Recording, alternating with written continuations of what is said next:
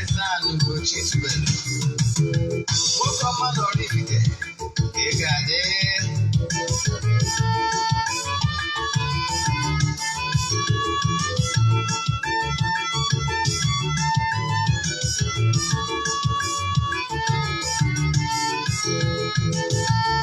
ọdịnala bụ eziokwu, ọdịnala bụ ụzọ ndụ.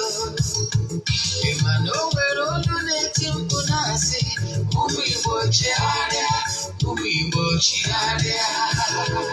Kwa mbọsị ọ na-eti, n'ụtụtụ na abalị ọ nọ na nkụzi. Eze-Ana Ugochitubelu, onye ọma na oraifite, onye mgbasa ozi ọma ọdịnala gaba n'ihu. Eze-Ana Ugochitubelu, onye ọmalịcha eme ọnụ. Ọdịnala bụ ụzọ ndụ gaba n'ihu.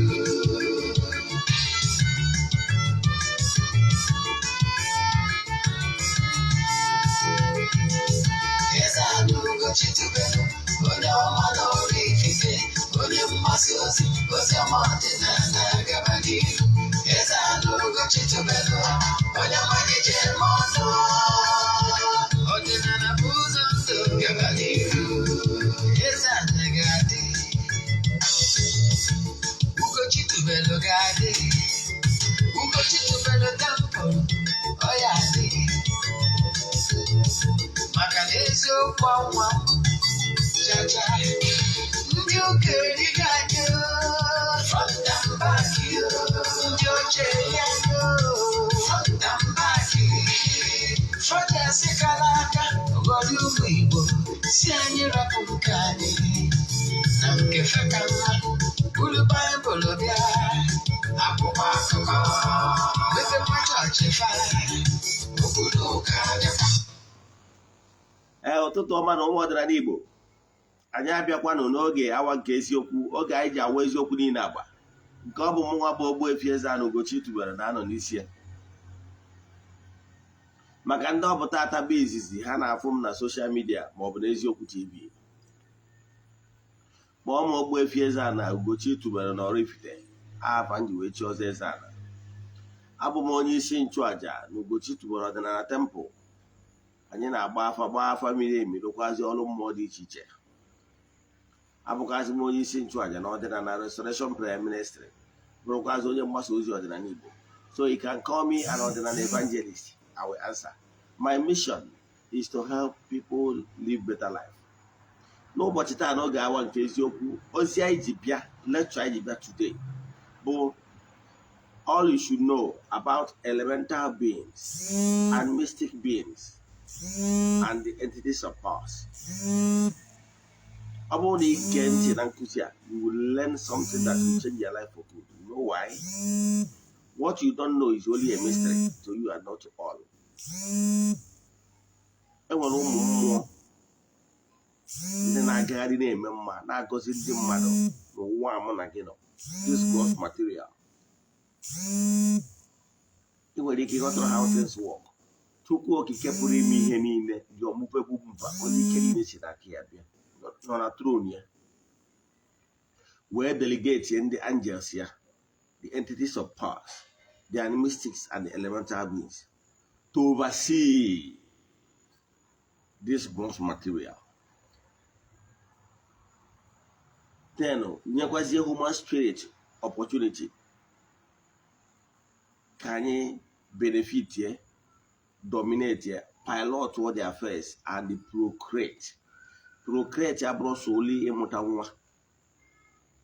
Procreate includes creating, bringing more goodies, good things on earth. I can tell you, this year environment in 18th century, 14th century, going backwards, called the now.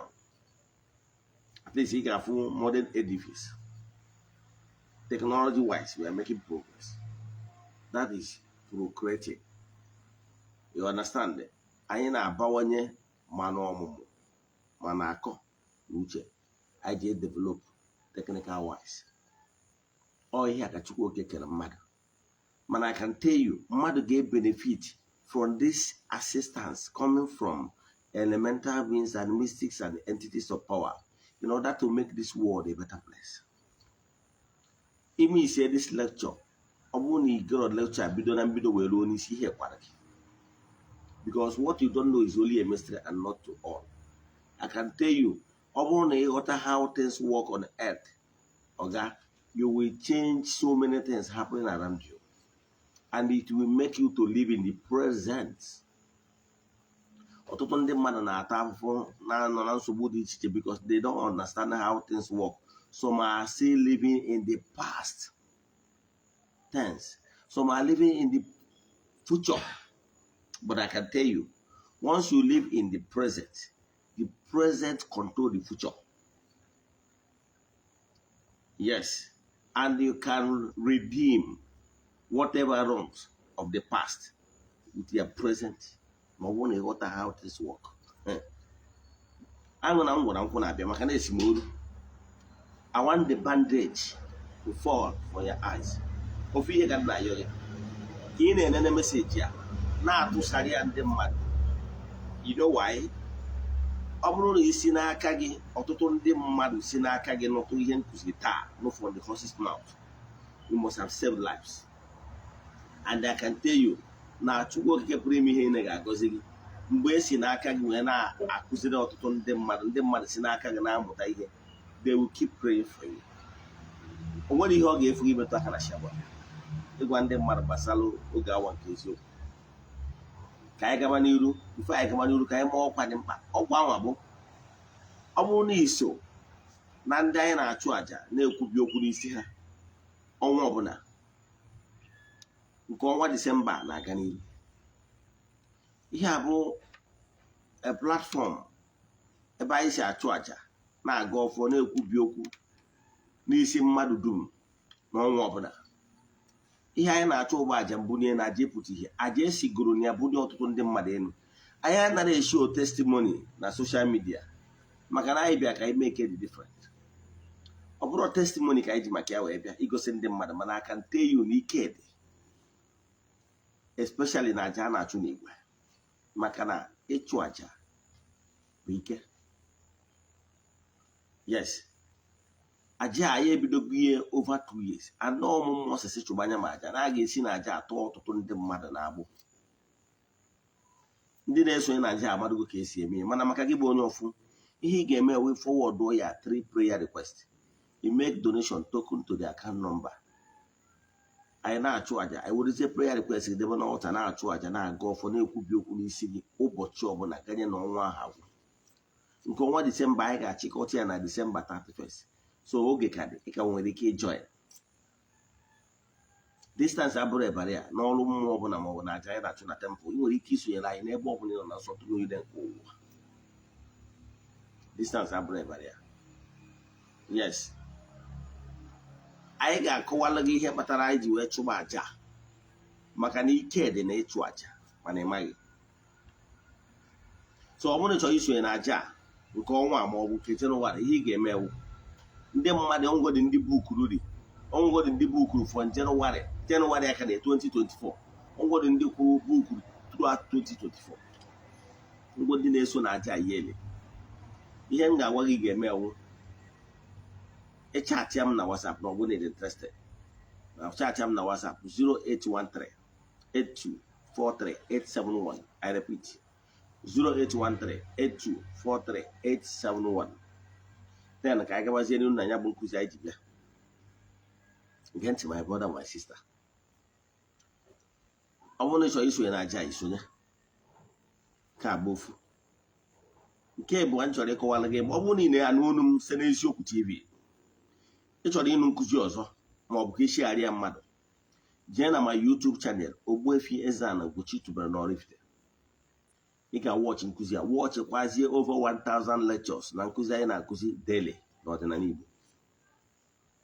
Ọ bụrụ na ị na-watch kwazi site n'eziokwu TV, ị chọrọ ịnụ nkụzi ọzọ, ị chọrọ ịwatch our Nollywood movies English, jee na Ugochitubelu movie productions, maọbụ jee na our new YouTube channel eziokwu great movies, ma ọkwazi ọ bụrụ na Igbo movie ka ị watch na channel a eziokwu TV chi watch ọzọ, jee na eziokwu TV Nollywood movies, you watch all our Nollywood movies. Yes. Then ka anyị gabazie n'ihu na nkụzi a.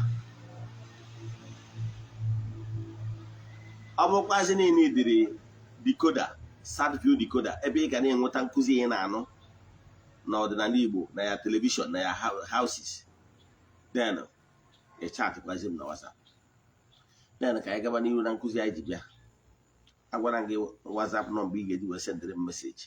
Send a message, I will respond. If I'm less busy, I will pick. Or I'm busy, my PA will pick it. 0813-8243-871. In a way, na screen, get over in a watch for Mesioku TV, I your number. Then I can go my brother, let me open your eyes. Yes. I will go on. Then I don't go mark. Now I know can you na earthly governance. Prototype of what is happening in the spiritual realm. Ihe ọ pụtara bụ na Chukwu Okike na ịma mmụọ ya niile na ike ya niile kechara ụwa wee hanye ụwa n'aka ụmụ mmụọ. Yes, hanye n'aka ụmụ mmụọ ka ha na-bụrụ the caretaker, ka ha na-ahazi na-eme ụwa bụrụ a better place to all of us.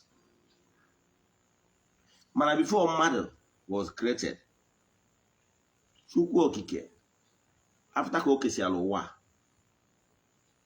then o kelu all the creatures, care all the elemental beings, care all the animistics, including entities of powers, ndị na-ejeri ozi, ndị nọ na throne, and prosperities and powers, that are in power entities. Makane okere ọrụ ka enwe division of labor. Kekwazie human spirits.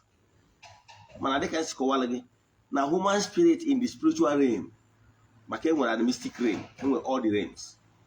Now, the human being in the spiritual realm is unconscious of who they are. How more than how they may exist.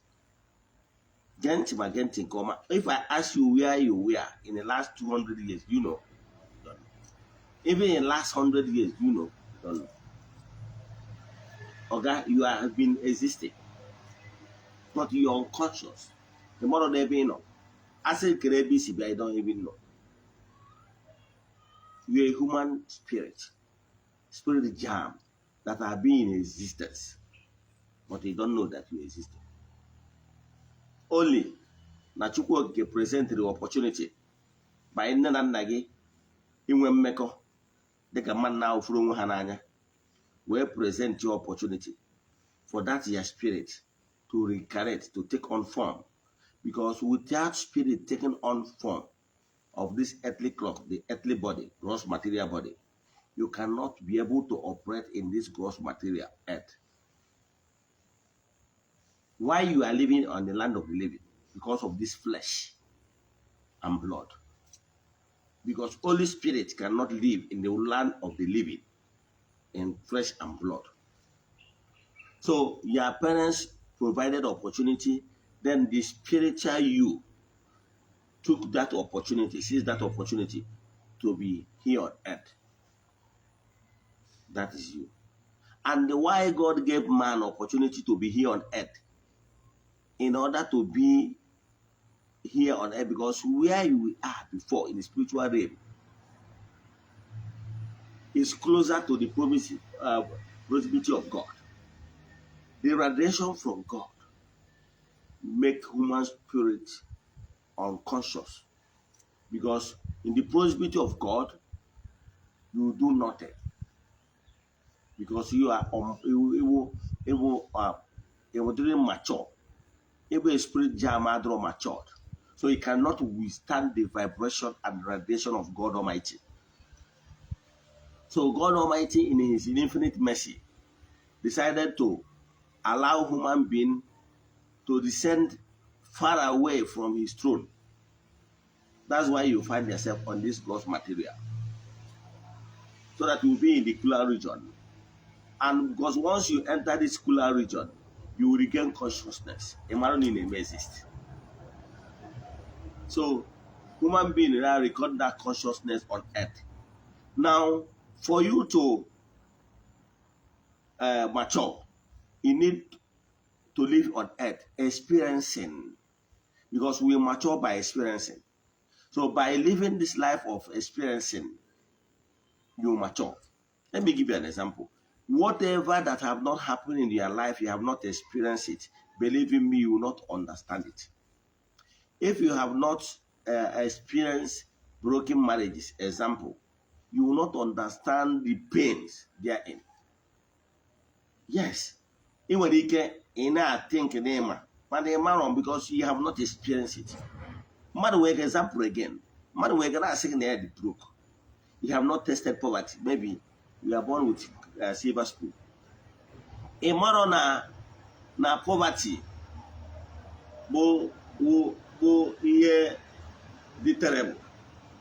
A man I want because he experience period. On even a child of the rich. I'm going to go this spoon. And I go where you know when only I do the sure you can get it this evening. On one idea or what. In a way, and a mother will keep the broke to the extent that mana bank, manono, no one did less than that is almost 1,000 naira. Is it possible? Remember the experience. So it's only by experiencing you mature. You understand, you will grasp all the lessons they are in. Now, can you na-achịkọwa? Ihe na-achịkọwara gị bụ na ọ bụrụ na ị pay attention, ihe nji eme isi English na Igbo bụ na o nwere ụmụnne anyị ndị ọ na-agbaso sọsọ Igbo are complain about because na our fans are big many from many tribes. So we try to strike a balance, please. Now, ihe na-achịkọwa bụ na ọ bụrụ na in the spiritual realm here on earth, you get the opportunity to be very conscious of who you are. And by experiencing, you will be able to become a matured human spirit. And as a matured human spirit, you join here or to the chair. Mbawa is organ decision making body. Is organ think and talk about the sense, the ordinary body and the chair. Is organ decision for that creation because he will get a matured spirit. He can now withstand the proximity of God. He cannot be able to be of great help to in furthering creation. By so doing, your existence is valuable. That by so doing, onweguru existence again, because oburu na onwere ihe na contribute towards furthering creation, your existence is useless. So all by maturing, you na the entities of powers, ndị na-afụ n'ụwa bụ a better place. A man in activities. Maka na ndụ a na-enwe njedebe. Yotago, ịbụrụ na ebe a na-ana mmụọ, I continue working. I want to ana mmụọ enwere ebe a na-elezi around. No. You keep on furthering creation by becoming a guide, becoming spiritual forces to human spirits here on earth in order to help them to mature more. So work continue, no stagnation in creation. So gịnị ka na-achịkọwala gị? Ihe na-achịkọwala gị bụ na that is human spirit. Mana before man was created, Chukwu okike ekego the elemental beings ndị ọ bụ ọrụ ha ndị nọ n'ụwa thousands of years before man was created. So he called them animistic, all them elemental beings. All these beings na-eto Chukwu. Do you know the greatest problem man has? You know why? Mmadụ chenos ya na-eto Chukwu. till you mature to the level ị ga-ama na ọ bụrụ sọ mmadụ na-eto Chukwu. Ọ bụrụ sọ mmadụ na-eto Chukwu. The birds of the air, those animals, we call them those living things, even the trees, yes, ha na-eto Chukwu okike. I nwere ike mgbe ụfọdụ etu a ifu ka breeze na-ebu ha. They are thanking God Almighty. Ha na-experience the seasons human being na-experience. I nwere idea. I notice n'oge ọkọchị, n'oge harmattan, ukwu osisi agbụ akwụkwọ. Oge uju bụ oge udu mmiri, ha regain all their freshness. Etu a ihe na-eme na mmadụ, because mmadụ ọbụla na-experience kwa 3 seasons. Enwere oge uju n'ime ndụ gị, enwere oge ụgadị, nwee oge ọkọchị, oge ụkọ. Mana how you plan your life ga-emie na your life agba notice na enwere oge ụkọ ma ọ oge ụgadị. Maka na he who does not plan is planning to fail. You have already programmed your life to the extent that now you will be able to manage and sustain challenges of life. Because they said, tough time never lasts, but tough people do last. So you have already programmed your life in a way that ihe ọma ga na-aga without going, because ọnkụ mmadụ kpara na ọkọchị ka ọ na-anya n'udu mmiri, ọkwa eziokwu. Ọ ihe niile abụ ihe ị kwesịrị ịma. Ọtụtụ ndị mmadụ na-anọ na nsogbu n'ụwa because they don't understand how things work. They keep blaming their relatives, they're blaming their uncles for their predicaments. I can tell you, what you don't deserve will not come to you. Sometimes those things you are lacking, or in a few idea, is as a result because n'imero ihe me atụrụ anya n'aka gị ka ime. Enwere ihe atụrụ anya n'aka gị. Agwa na-enwe law of reciprocal action. Enwere laws of attraction. Enwere laws of sowing and reaping. All these are natural laws. Kamalogad. Also now, Hosea 4:6. You know what he said. Hosea 4:6 says, you can go and read it. You have Bible. Read it. Ọ bụrụ na ị na-eche sọ nke a ga-agụrụ unu ka ma nke pastọ ga-agụrụ gị, pastọ ga na-ekwu oturu gị ebe favor ya. But like I told you, ndị mam agụgụ Bible Genesis to Revelation 3 good times. Nekans wee gị every day ewepụta 1 chapter na Bible gụọ. Oge ndụ bụ a Christian. I used to be a theologian. So what I normally do that time is every day I go on 1 chapter. Ọ bụrụ na ndị dị obere I go on 2. Ndị too long, like some Psalms, I go on 1. At this stage, I can tell you under 1 year go charia. I be okay again. So mgbe ihe ji nwee ike chọpụta mkpụtoro some certain things in the Bible ya asị ihe nke ọta Bible. Mana ihe na-eme ndị mmadụ na ha na-eseleti ọ bụrụ ndị Katọlik ihe ọgụgụ agụrụ n'ụlọ ụka. Ihe a bụ selected theological selection. Ime eji esi na ị na-agụ Bible. Because ha selected ndị a chọrọ ka ịnụ, o nwere ndị a chọrọ ka ịnụ.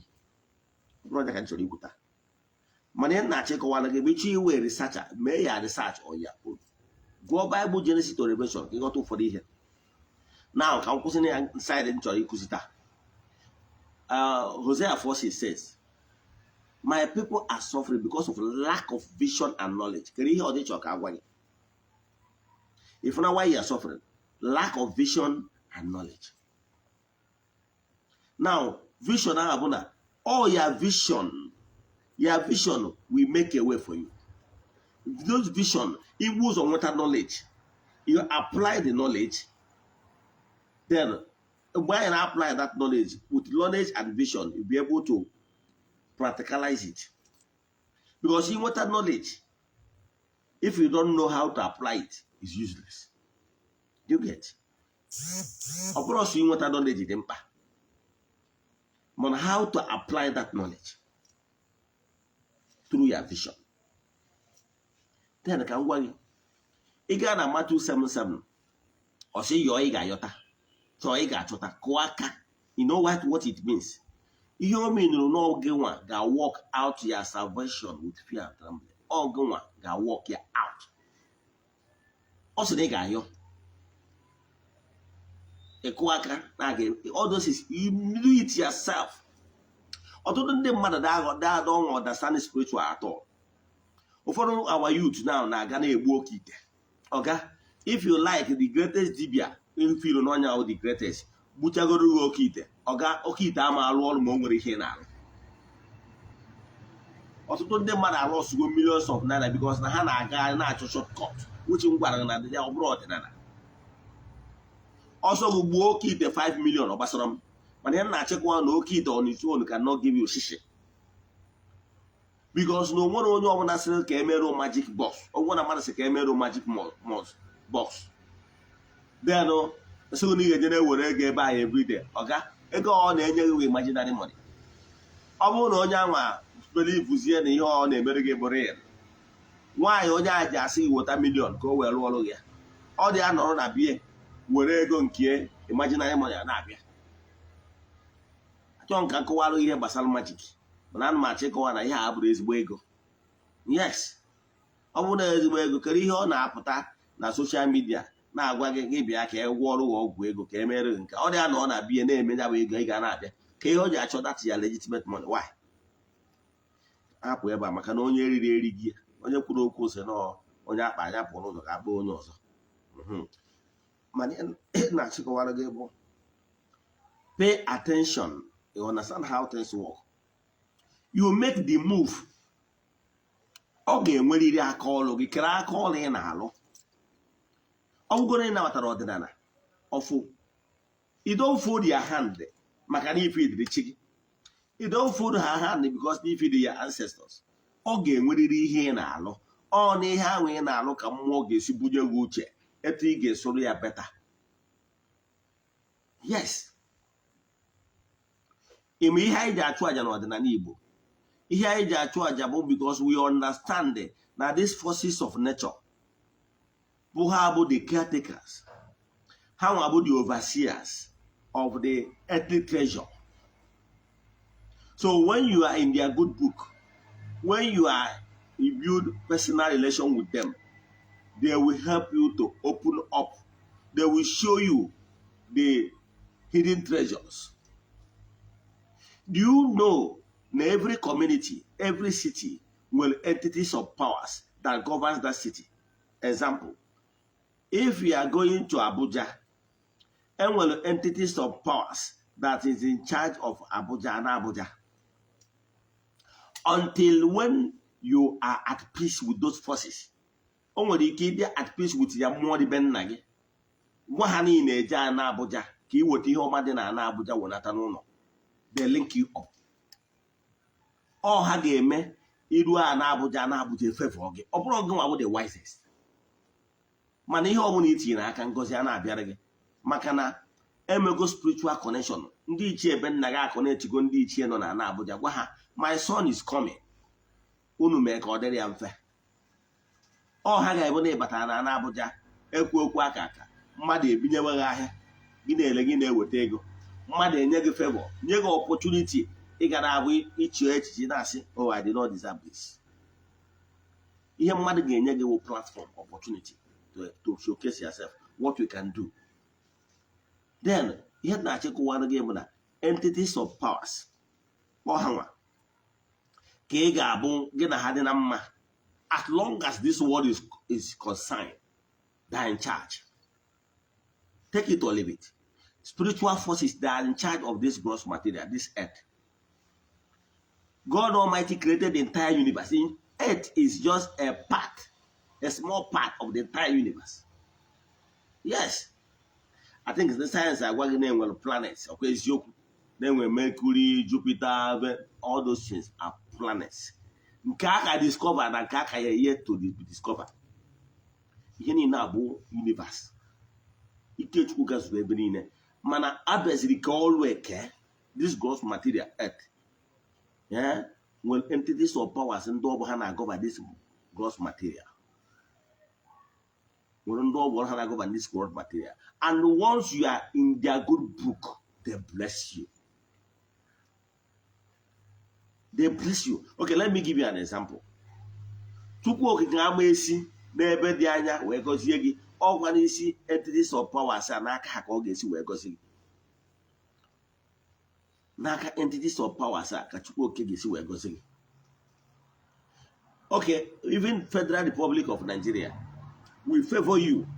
A ga-recognize gị, a ga-celebrate gị ma ọ bụrụ na ime ihe kwesịrị ime, deserve what to be honored. Yes, I think yesterday one organization is a federal organization recommended me for, they want to give me an award. Yes, they want to give me an award. That award, I did not know between. I don't even know any of the people. Yes. So, but the date had in with December 21st. I will not be able to be there because I have to travel outside Anambra. So, Korean was the hand of the organizers. I will do. I will send a representative to go there and represent me at the event to receive that award on my behalf. The same way, also were they on federal government. On they will ON. On the MON. They must have federal honors. That in this award, Mr. President might not even know them. Yes. But no other personalities, agents of government, but they say no. Because no they to abogombo they to no deserve award they to. Did any award and any federal government. To our ethnic governance will prototype of what is happening in the spiritual realm. To our can dangerun to Kuja Garine, Memana, goes in them mother, in them mother award. And they can only be benefited. More not in their good book. You know what I mean? So here na check one again. Overall, nature goodies on earth. You must play according to rule. Let me give you an example. Do you see riches? You see success? And with a principle. Yes, and with a principle that governs those benefits. And with principles here we apply here. Success is so. Yes. Hard work pays. Consistency pays. Honest. That's he build brave brand. He got one. Brave brand. But he is well brand. But somebody I got money the very honest. Never over in our role. You are building brand. It might take you years.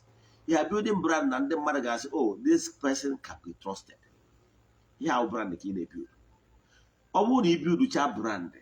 Then mother trust somebody. If not, then mother gain you higher responsibility. And no one higher responsibility. That is when you start. The responsibility will be going to translate into money. So what am I saying? Ega go connected with forces of nature. Then nature got now. Then nature got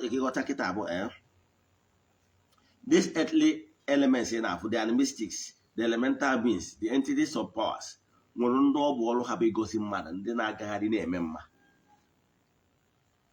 Didn't mad ideas, had any vision, had any knowledge. Or had any regaka, key de the keep here. The hearing in every novel, recognize them. Marana had a may exist. More abroad for the Christmas. What we don't ask, we will not get. Even our own law, our lawyers, our judge, believe in me, what you did not plead for in the original summon of your case you filed in a court cannot be granted to you. I got some play for that. So I really hear you. Can I grant you your wish? And when you can massage grant the hunter, and all from me here in the York, I get select here whether by a grant hunter or few. That's why I call the him more. More than a guy, they get a body a children, the case as soon as Nibo, a body elemental beings, a body a guided angel, a body a spiritual guide, whatever names it or we have. I want them man know wherever you are about to spirituality. You don't need to call only Chionyowa. The only entities of powers that work in harmony with you. You feed them. Maka na ụkwụ ga-agbagogo. Mgbe ị ka na-akọsa akụkọ olichi onye ụwa wụ mgbe ị ka bụ kindergarten, mgbe ị ka na-agbagota.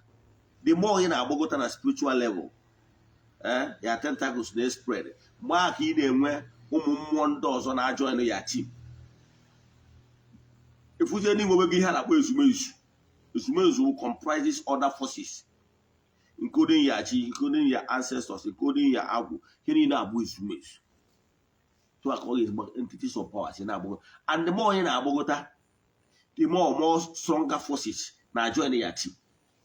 Yes. Man, here in our young when in a gradual process. Here na check while again, of one of them man over here trending na social media like yesterday. Of one of them man and say, okay, guys, when I see a feed ye, no cheer because they feed ye. Now, mom, Maka of one of them man I got how things work. Nke bụ eziokwu na mmụọ nọ na-enye anya na-eche ka acknowledge ya. Mmụọ abụrụ for Christmas. Yes. Mmụọ na-anọ na-enye anya. Ọ na-aga ide gị mana ọ na-eche ka isi recognize ya his presence. Mmụọ na-atụkwa n'anya ekene o. Yes, gị nwa nwe ogbu na ikpere ibu na Jizọs. Mgbe ji ma sị na Jizọs gwọrọ mmadụ 10, ọkwọ nwere ofu onye chigatara o wee sị ya ọ bụ na ọ bụrụ mmadụ 10 ka m gwọrọ kere ebe mmadụ 9 naanị ndị ọzọ nọ. Ime enyi wee kwetụrụ ya achọrọ m ka nsị n'ihe ma wee maalụ ya. I don't believe in allegorical stories in the Bible because so God distorted, especially the New Testament. Mana enyi wee kwetụrụ ihe ya bụ ka m nwere ihe ma maalụ ya. Ọfụ na Jizọs ahụ na-atụ anya ekene. Ana m achọ ịgwa gị na mmụọ na-atụ anya ekene. Mmụọ na-atụ anya recognition. Ịghọtara ya? Ịfụrụ ebe a gwara anyị na Bible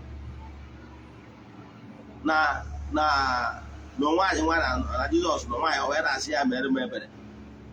E wee sị maka ihe na that particular art nwaanyị yọrọ na-emeri ya. Jaka eji sịkwa yọọ. Your entities of powers are there with you. But if you don't ask them, they'll just name. Maka no good morning to how are you? You got that? I want to tell mother say how are you? Ebuta n'ụtụtụ esi onye a good morning o wee sị uke ime onye how are you?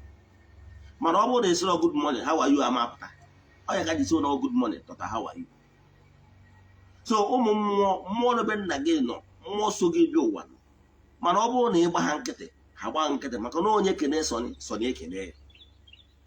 So kedu ihe na-ekwu maka ya onye na-asị gị ga-efid na chi gị na ọchị gị nwaanyị chi gị ga-efid gị aghọtara how things work ma sị na onye iberibe mana ọ ghọtara nwere ihe a na-akpọ iberiberizi ịma ọnụ onye tụfuo ọtụ ụta ọ bụrụ ihe a n'Igbo kwuru ọ bụrụ ihe a tụrụ n'ilu na onye tụfuo ọ ya tụ ụta.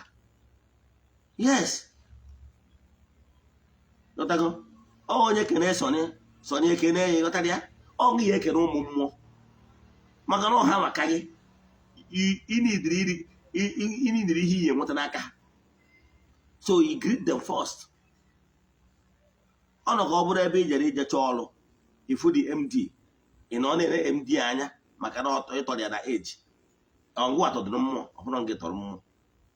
So kedu ihe wụ ya problem na mmụọ ga-abịa nye gị before inye mmụọ. Who does that? Ka anyị kwụsị over pompous ka anyị mara na ụmụ niile ekere eke n'ụwa na-eto Chukwu including the best of the earth. Those ants, yes, o nwere Chukwu kechara osi na ihe niile o kere dị mma. So nothing is useless. O nwere some leave yesterday akụzi m nkụzi batara etu ị ga-esi wee gbuju ada ngwuru na ọgwụ na ngwurube gị na-ahụ ọkụ. Ị ma na o nwere common leave mma akpọrọ gị afọ maka na eburo dibịa. Yes, ịchọzie nke ịbịa ga-adaba gị ọgwụ. O nwere leave ihe eweta ma akpọrọ gị afọ ya iwere sonya na ogilisi ije na be dibịa ma onye bịara ọrụ ezinụlọ onye enyeghị ya rọ o nwere ike isu ya esu ụsụcha ya esuo ọwụnye n'ihe bọket ma ọwụnye n'ihe gbanye mmiri ma ọ gbanye kaikai si gị jee fee na ana ngwurube nna gị a na-ajụ oyi ịmara mana ihe emewu nke maka na ọrụ eburo dibịa. Mana ya na-achị kọwara gị bụ na ike dị na agwaja kpata na obodo egbu agwụ nwere idea obu na-eburu agwọ gbaga elu tụdị ya n'ala agwọ na-eru ana ọtụrụkwu ya tụde ọtọ igbo na-anwụ ta agwọ anwụ. Ihe na-achị kọwara gị bụ na ihe kwesịrị ịma bụ na those elemental beings and forces of nature including ya chi maka na ọchị bụ ụzọ ịnidiri ha ibi udo ihe na-akpọ personal relation site n'ịchụ àjà n'afafa. Àjà ahụ ịchụrụ n'afafa ga-eme ka ha fụta gị dịka nwa nwere nsọpụrụ. Isi a na-ada atọ ebe akpọrọ ya ka ngwa wanted. Mmụọ anaghị eri ọkụkọ. Ịghọtara ya? Mmụọ anaghị eri, enwere ọnụ o ji eri ife. Ihe nji achụrụ Chukwu àjà si n'aka ụmụ mmụọ, nke mbụ, Chukwu na onwe ya anaghị eri ọkụkọ. Chukwu anaghị eri ihe ọbụla. No, even ji na ọkụ iji wee Thanksgiving n'ụlọ ka ọfa na-arịrị. Ịghọtara ya? Onwe ya nọfụ ndị masa bụ esoro rie, onwe ya nọfụ obuje nne na nna ya, ọ bụrụ Chukwu riri. Ka ị ghara anybody should not deceive you. Ọ bụrụ ọfada ụgwọ Chukwu riri maka Chukwu enwere ọnụ na ọ bụ mmụọ, nwere anụ ma ncha na ọ bụ mmụọ, ihe ha gwara ya na katikizim. Ịghọtara ya? Now, fada ibinyeru no thank you, no very much. Ọ bụ ome aka ya etu a iburu onye bịa efeghị mmiri nsọ ịnaba. Then dan na-ebiazi onwe nke iketara even a lap na ọkụkọ anyị nwetara. Ọ bụrụzie n'ọdịnala na iwetara ọkụkọ a wee kpọọ chi onye ụwa m sị m ekene gị. Ikenecha chi gị ahụ si ya chi m na nna egburu gị ọkụkọ. Ọ bụrụ iwu na chi gị ga-eri ya, chi gị enwere ọnụ o ji eri ọkụkọ. All the life of that ọkụkọ ka ị na-etinye on the line. Maka na ị na-ayọ ndụ. You have to offer something that have life. Ka ndụ nke gị wee dịrị gị. If that is spiritual meaning. Then the physical flesh. Ọ bụrụ mmụọ na-eri ya. Anyị ndị mmadụ na-eji ya wash mouth. Were biya gbara ụgbọ. Ịghọtara ya? Wee nwere aṅụrị. Data aṅụrị anwa ndị bịara na-atọ ọkụkọ na be m na-enwe ọnya ka ọrụ ji aka. Ịghọtara ya? Ọnya awụsara aka. Ka ị na-eje motherless baby home na-enyere ndị mmadụ aka bụ ka ọnụ ọchị wa ha ka ha nwee aṅụrị. That happiness ihe na-alụ ọrụ. Ịghọtara ya? Now, the flesh anwa mmadụ riri enwe aṅụrị. Then, that small particles ahụ anyị na-eme isi wuti ji dị ebe anyị na wee feed chi anyị ahụ wee kpọọ ya wee nye ji ya nwa. Anyị ma na ọ bụrụ nwa a na-eri maka na mmụọ enwere arụ, mana anyị merie maka na ọsara aka ka a na-emere ụmụ mmụọ na-emere ụmụ anụmanụ. Ịghọtara ya? Mgbe ahụ edewesịrị ya maka na ụmụ anụmanụ enwere ubi ma ọ bụ ọba, mana Chukwu nna nke igwe na-azụ ha nri site n'aka anyị nwa. Onye bata ndị gboo ji achụ àjà, o bute dị owere tụpụ n'ala. Ọkụkọ na ngwere adịghị azara ya kọmpaụnd, mana o nyere ihe ọ chariti to inye ihe ọka mma. Ọ na-enye ya n'afọ Chukwu maka na ọlụ Chukwu ka ọ na-alụ, na ihe ọ bụ n'obi na-eme ihe bụ na Chukwu okesịrị inyere onye ka mma aka. Ọ mago na ngwere adịghị aka ugbo n'ọ n'aka mmadụ ka a ga-esi fidi ụmụ anụmanụ ndị a. Mgbe ha richigharịa ha si Chukwu okike, ihe Eze-Ana bụ n'obi ya gazieri ya. You know why kpatara mama akwụsị ịchụrụ ụmụ anụmanụ aja? Obi ha dị pịọ, ha dụrọ ka mmadụ. Ị nwere ike ịchụchara mmadụ aja nyere mmadụ aka ọ sịrị narị akara aka, mana ụmụ anụmanụ obi ha dị very pịọ. Ihe na-achịkwa na mmadụ nwere ike iri eri ihe na-ekwutọ gị. So mana anụmanụ nke mama chụrụ ụmụ anụmanụ hapụ mechụrụ mmadụ. Ịghọtara ya? Yes. So mgbe ahụ i were dachi ihe anwa iji wee firi chi gị, were diliva, were chi isiri nyarị ya wee pirie wee kpọsachara ya. Ihe ahụ imere ụbụ ngwere ga-abịa rie, ant ga-abịa rie, ọkụkọ ga-abịa rie, birds of the air ga-abịa rie. Ha dịcha ihe ha mana ihe anwa dị ebe anwa bụ special arrange. Ịghọtara ya? Ha mana ihe abụrụ particle. Ọkụkọ mana ọ bụrụ nke ọ na-ebe bụ etu ọtụta n'ime ana tụtụ ofu ant. Ọ fụrụ ihe amana ihe abụ arrange chere ọgwụ ka ha nwe uche. Ebe ọ na ụmụ anụmanụ a nwere instinct, ha nwere mmụọ na-aga ha nwere idea. Mgbe ọ bịa richazie datị na ọ na-asị ihe Eze-Ana na bụ n'obi wee chụọ aja ya gasịrị ya. Ọ join me in prayers. Ọ ihe anyị ji achụ aja. Ịghọtara ya? Anyị na-achụ aja bụ ihe niile ekere eke ka ha so na-enwe aṅụrị. Ihe niile abụsara aka. Ajụgba ndị bụ ndị butere imesara aka ndụ ọdịnala. Maka na ọdịnala aja ọrụ na anyị chụrụ bụ saraka to ndị dị ndụ na saraka to ụmụ anụmanụ. Ụmụ anụmanụ ajọghị anyị in prayers. Ụmụ mmadụ ajọghị anyị onye richa ọsị ya gasịa. Ọhịa anyị na and ihe anyị ji ebi ụdị ihe niile ahụ ka ị nwee other forces, human soul, animal soul ndị a niile na-ajụ anyị gị na ya so na-ayọsi biko ihe ibu n'obi ya gasị ya ọnya ka o ji agasị. Mana ụfọdụ uche na mmekasị anyway a na-arụ ọrụ mmụọ na-agba ofekegharị ịghọtara ya. Mana adị m agwa nwanne na-achụ àjà na-agbasapụ aka n'aja na-ebupụ ihe mgbu. Agwaghị ihe aja na-alụ ịgba n'aka ịgbacha n'aka ịgba n'ụkwụ. Nwanne chụba aja nkịta ị chụrụ gịnị ka iji enye onye ahụ ya ego? Maka na ụfọdụ ndị eriri eri abịa akọtọ anyị ndị ọdịnala mana ha nwere onwe ha na mgbe ị na-enye onye ahụ ya ego kedu ihe ị na-achọ? Ọ hapiness ya nwa ego ahụ inyere ya kpalitere ka ị na-achọ. So weda ma inyere onye ahụ ego ma igburu ọkụ weta mmanya ndị mmadụ nwụọ nwa aṅụrị hapiness ya ka a na-achọ. Maka niile idiri ka mmadụ nwa aṅụrị n'isi gị wee sị ya gaziere. So ihe na-achọ ịkọwara gị na ị ga-emeriri onwe gị enyi ụmụ mmụọ ka ha wee nwee ike atọfu obi aṅụrị wee sị o nwa wee lụta m taa nwa nwa ya adịrị gị mma. Na ngwa gị ịbịa na my house I can remember the last time m golu drinks. In fact ọtụtụ ndị mmadụ na-abịa na be m butere m nkwụ adị m aṅụ alcohol. Mana as I speak now agwa bottle of hot m nwere na be m ndị mmadụ na-eweta ya. Ndị na-abịa chere bụ abịa ndị na-abịa chere ọgwụ etu agosi agwụ ụfọdụ bịakwa na be m aba m ụlọ wetakwa ya kashikwa mmadụ ka I don't drink. Mana onye a wote ya ọ na-atụ m ụtọ obi iche. Onwe ndị na-abịa na weta ma ọgwụ adị m erido ọ bụrụ na onye a wetara agrik adị m eri agrik ihe na-emekwa ahụ iwe m atashia mmadụ. Mana aṅụrị anwa na-atụgoro m ụtọ bụ na onye anwa chetara m mmasị mmụọ ebe ọ bụ na onye a lụtara m ihe ọ pụtara n'obu n'obi ihe ọ bụ na obu n'obi wee weta ihe a ya gaziere ya. Onwe ndị na-enye m gift of money, onwe ndị na-eweta ego nnukwu ego. Yes, onwe ndị na-eweta nnukwu ego.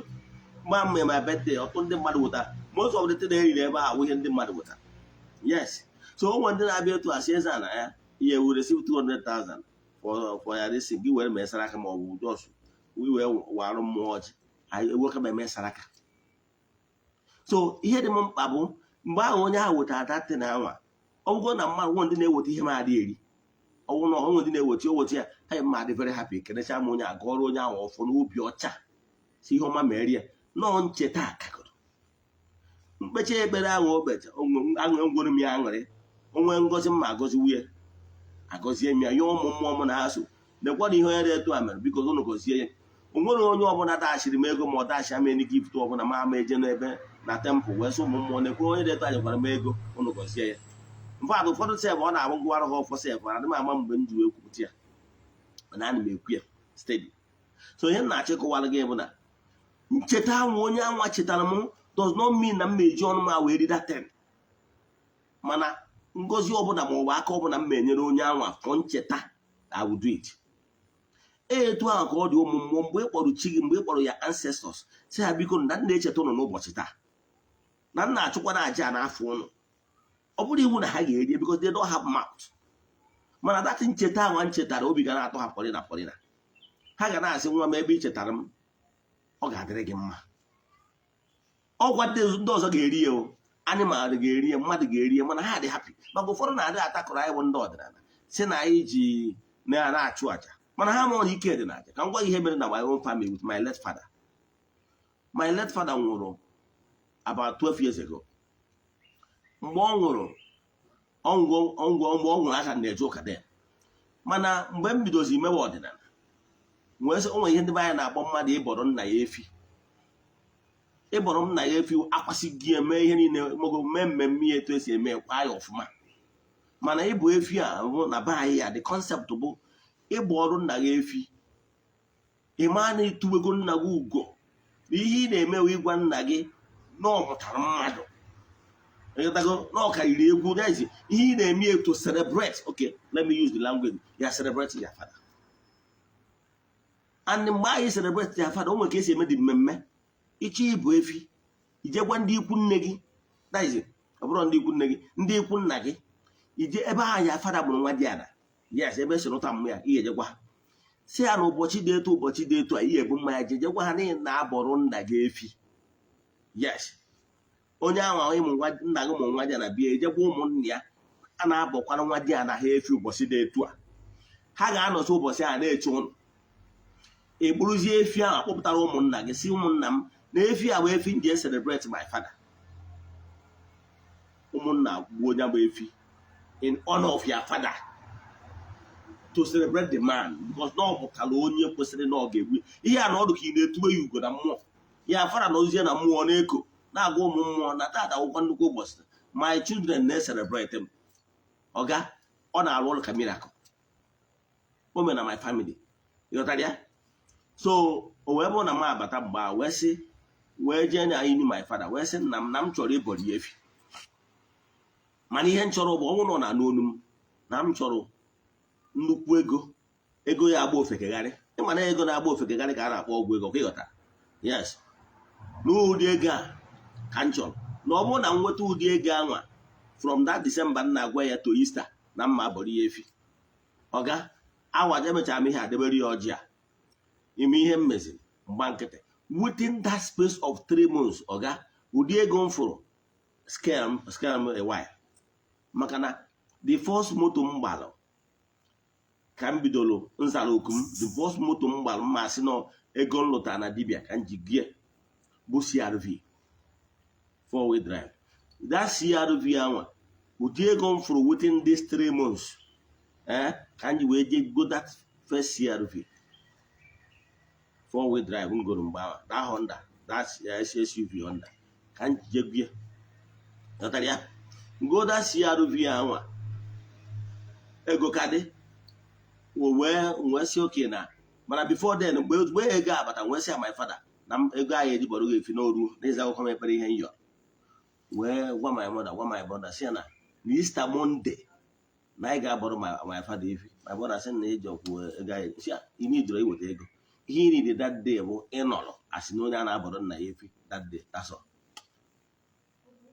Like play jekwu ụgwọ efi before even the day eruo a na-ekwu before then moto ala ndịko moto nọ egbuo efi a nwere portion a na-eweje ebe ụmụ nwa dị ana ka ha so nwa aṅụrị na nwa dị ana ha na-eselebrate ya ịghọtara ya ụmụnne ewere nke ha n'ezie mma esiri nri ndị mmadụ rie nwụọ ebutegido m mmanya ndị mmadụ gba ọsọ nkwụ imewe ịgba ọsọ nkwụ a na-aṅụ ọ na-aba anamaba unu na-ebupụta nkwụ bugido nwa ndị mmadụ bugido mmanya gba ọsọ nkwụ kafọ ọnya ka na-akpọ ịgba ọsọ nkwụ that a supply ha mmanya to the extent na ha ngudo the food finish mana ayọ my father say imere m ihe dị etu ogere etu a gboro gị adomeri ya onye kwu na mmụọ a nara afụ ụzọ mmụọ na-afụ ụzọ mana ọ na-eyiwe onye okwe nta mara ka esi ayọ.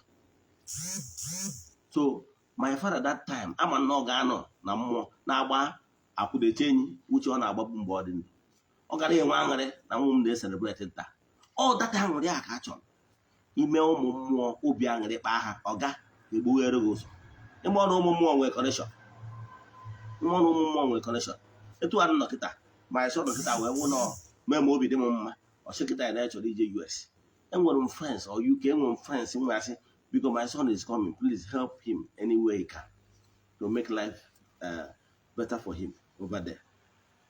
For the fact that I use go my connection o nwere ike ọ na-abịa buru ya na airport mmadụ enyere ya aka oseki ọrụ ịghọtara ya ọ ihe connection na-alụ mana ọ bụrụ na o dizi obere ma ọ n'izu onu jewara onwe ruo ebe ọ na-akwụgharị ọ ihe na-eme gị nwa yes onye na-eme gị ịrụzie na Abuja ị na-akwụgharị iruo Lagos na Port Harcourt ebe ị na-akwụgharị maka gịnị ụmụ mmụọ esoro gị mmụọ dị be nna kwesịrị ikwudoro gị ịnenere ya kwuo na a na-emekasị ije n'ebe a na-emekasị ofu ihe maka ịmụrụ na nwatakịrị nna ya zụrụ iro ụgwọ na-eji ụkwụ agbawa ụzọ ịmara enyi ukwu ya n'azụ o nwere pụọ ya n'azụ mana gị nwere onwe gị jere Abuja na-akwụgharị onwere pụwa so gị ana be nna gị kọtọọ ya nwere mmụọ dị be nna gị dugu eje Abuja ọga jee na Abuja kwụgharị chịrata mana ịmụrụ na ihe na-esi na nke onye akarịa some of the things ị na-awụgharị na-ejigharị ebe dị etu a simple thing ị ga-eji ọjị na few things wee recognize ya spiritual forces ka a kwudoro ụka ide ude ka ife ihe ọma na mbụ anya gị na-agba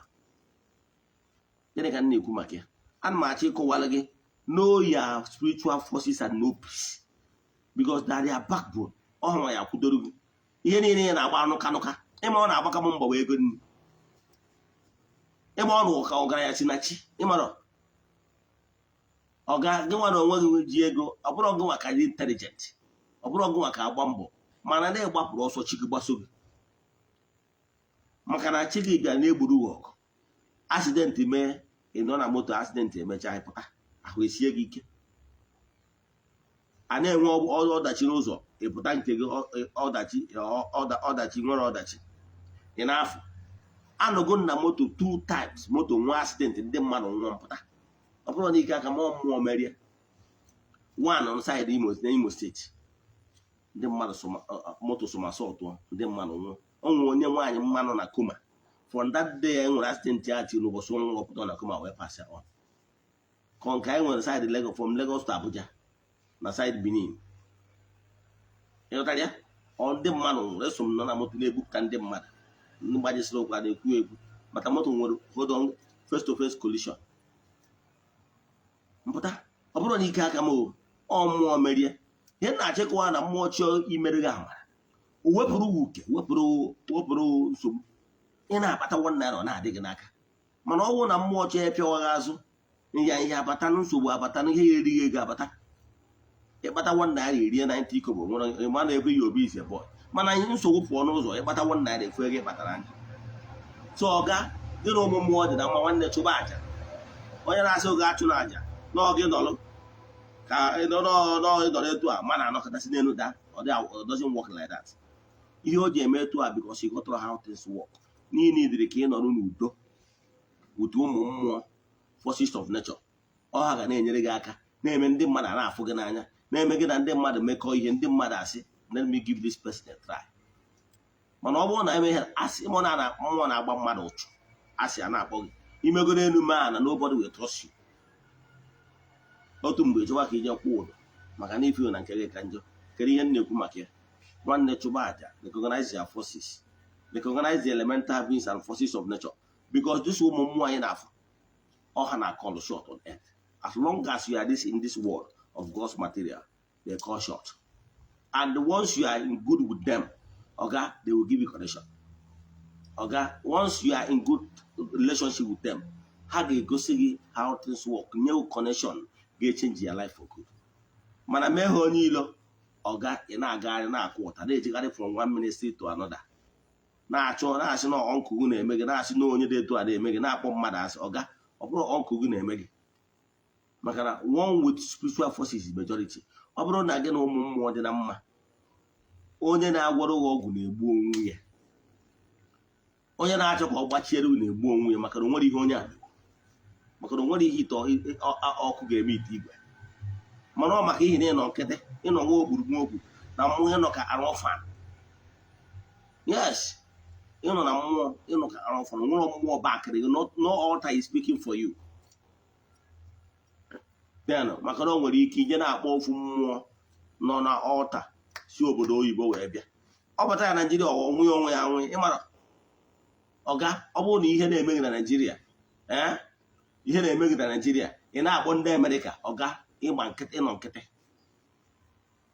maka na onye Amerịka ihe kpọtagoro ọ bịagoro ojego na nke igwe anyị jebe awụrụ igwe bifo ọ bụ ime ọpụreshọn ihe a na-eme agwụ ojego je na nke gọvanọ maka ọ bịara abịa a na-echi eze chi anyị na-akpọ ọwụchi ndị mbịara ọbịa ọ na-echi eze nwere ihe o mewuru hia maka na ọ bịagoro ebe a mmụọ na ebe a ebe nchi ya one side ọ yede nata permission mana ibidoro na anakpa na ọfụ mmụọ kwudo mmụọ dịbe nna ga-akwụdoro gị ha ga-anabata onye mmụọ ọbụla ị gbọrọ akpọ so ije ebe nchie mmụọ be nna gị na-akpọ nwa si na Jerusalem ma ọ na-akpọ nwa chi nwa ji na Jerusalem ọga ịnọ nkịtị chi anyị nwere ihe ọ ya emegburu gị maka na nkụ dị na mba na-eghere mba n'ihe recognize ya spiritual forces ka ọ dịrị gị mma ka m kwụsị ebe a inwe ajụjụ na nkụzi a send alụ meseji na WhatsApp ma ọ bụrụ ịchọ ka agbara gị afa mmiri emi 08138243871 I repeat 08138243871 n'aha Chukwu okike nke pụrụ ime ihe niile aga ọma ọfọ n'isi difference of the temple children of the temple ya na n'isi niile sonyere anyị na-aja ọnwa Disemba a sị na ọmaka ya emere ọnụ a sị na onye chụgbu ụnụ ga-ada onye echecha ihe ọjọọ ya eme ụnụ ya ma onwe onye si ka o jeru na aja ije ojewe onye ejelu osi ọnwụ na ọya ejeru nya nwụọ n'ụzọ maka na ihe a na-eri ọba ejiri ọnwụ adịba eme mgbọrọ a sị m na ọfọ na ogu ka ide ji anwa na ife ọma ga-emere ụnụ n'ara na ụnụ ga-afụ njedebe ara na njedebe ara ama afọ ụnụ n'aha Chukwu okike nke pụrụ ime ihe niile, onye ike niile si n'aka ya abịa. Nerecha ihe onyonyo atụsara ya ndị ọzọ ka ọ dịkwa na echi niile n'oge awa nke eziokwu. Daalụnụ ndị enyi m, ndị metala onwe m. Ọ bụrụ na o nwere meseji chọrọ isendịrị m na WhatsApp, private WhatsApp message only, send ya na 08057837672. I repeat, 08057837672. metụkwa aka na share button ka ọrụ ndị ya adị ụnụ ya gazie.